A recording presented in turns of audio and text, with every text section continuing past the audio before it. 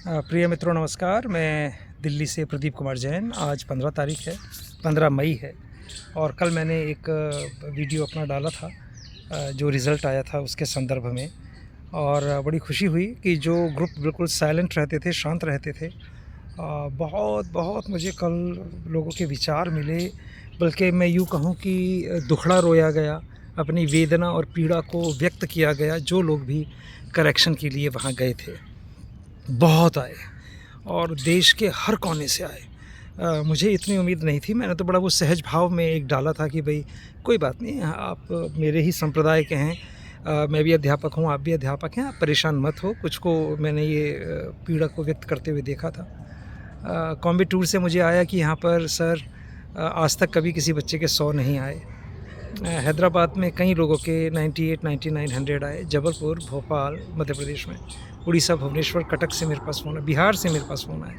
गुजरात में तो बहुत जगह, सूरत, बड़ौदा, अंकलेश्वर, भरूच, अहमदाबाद और ना जाने कहाँ-कहाँ से टीचर्स ने अपने नंबर, कुछ को तो ग्रुप में ही भेजे हुए हैं, आप उसमें देख सकते हैं। कुछ वाकपीठ ग्रुप में हैं, कुछ मधुबन के ग्रुप में हैं।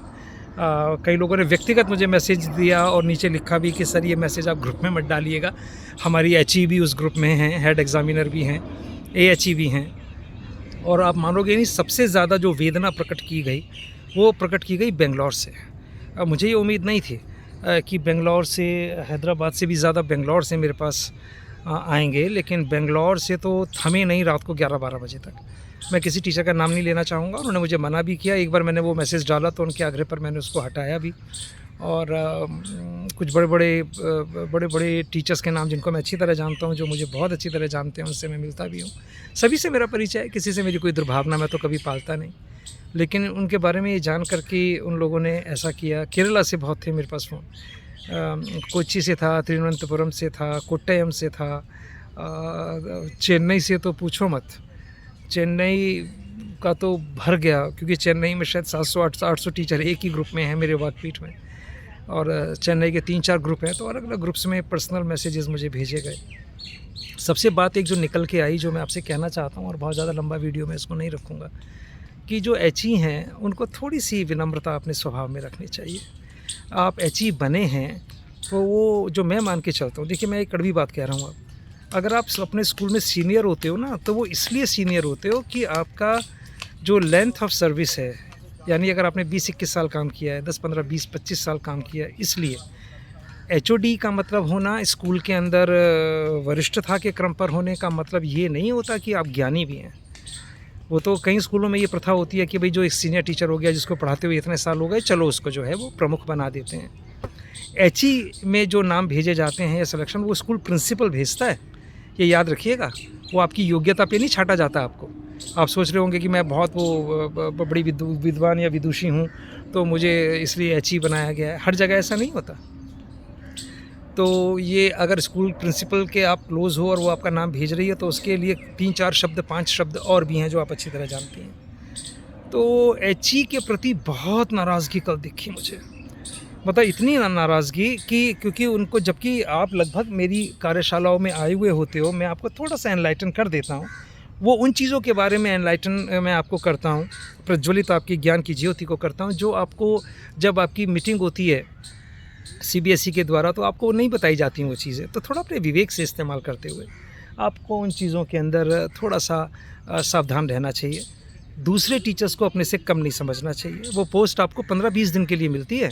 आप टीचर ही हो, इस चीज़ को मत भूलो आप कभी भी। और वो आप एचई या एएचई बन करके भूल जाते हो। और एक आग्रह मेरा आपसे और रहेगा, एएचई उसको बनाइए जो कुछ थोड़ी बहुत जानती हो। मूर्खों की फ़ौज में से अपनी पसंद की कोई आपने छाँट ली, और वो सिर्फ पैसे के लिए कि उसको थोड़े से 200, 300, 400 रुपये रोज़ के फालतू मिल जाएंगे, ये अच्छी बात नहीं है। इस चीज़ को आपको ज़रूर समझना चाहिए। उससे क्या होता है, आप दूसरे की पोस्ट को ख़त्म करते हो। आप जानते हो, जिस स्कूल के अंदर मैं पढ़ाता था, मैं आज तक एचओडी नहीं बना।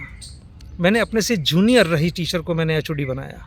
मैं ये देखिए सबके सामने कह रहा हूँ, मैं ये बात आपसे छुपा के नहीं कह रहा ये बात। मैं कब का एचओडी बन चुका होता, लेकिन मैं नहीं बना।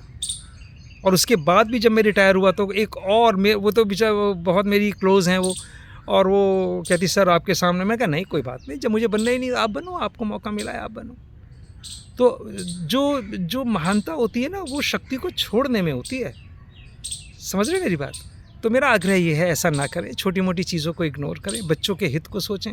बच्चे दूसरे विषय में निकल जाते हैं, संस्कृत में, फ्रेंच में, स्पेनिश में। साउथ के टीचर्स ने तो कहा सर यहाँ पर ये मलयालम ले रहे हैं, कन्नड़ ले रहे हैं, तेलुगु ले रहे हैं, तमिल ले रहे हैं। वो इसलिए कि हमारे हिंदी के टीचर्स जो हैं वो, अब मैं क्या ही कहूँ आपसे।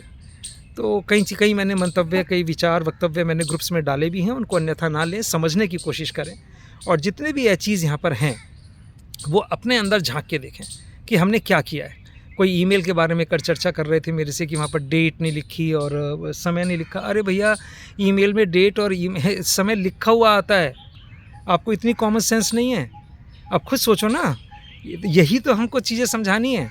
वहाँ तो लिखा हुआ आता है, आप एक बार लिख के देख लो। वहाँ पर मूर्ख साबित होंगे आप। अपनी प्रिंसिपल को भेजना, चलो आप अपना लीव लेटर, और उसके अंदर दोबारा ईमेल के अंदर जो आप ईमेल भेजोगे नॉर्मल, उसके अंदर लिख के देना। आप आपको बुला के 10 बार डांटेगी कि ये तुमने क्या करा, ये तो ऑलरेडी इसके अंदर होता है।